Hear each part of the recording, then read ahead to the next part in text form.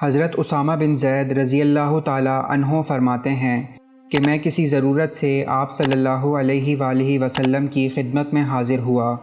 آپ گھر کے باہر اس حال میں تشریف لائے کہ آپ صلی اللہ علیہ وآلہ وسلم اپنی گود مبارک میں کچھ اٹھائے ہوئے تھے اور چادر اوڑھے ہوئے تھے۔ میں جب اپنے کام سے فارغ ہو گیا تو عرض کیا، یہ کیا ہے؟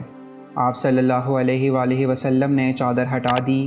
میں نے دیکھا کہ ایک جانب حسن رضی اللہ تعالی عنہ اور دوسری جانب حسین رضی اللہ تعالی عنہ ہیں، اور فرمایا، یہ میرے بیٹے اور نواسے ہیں۔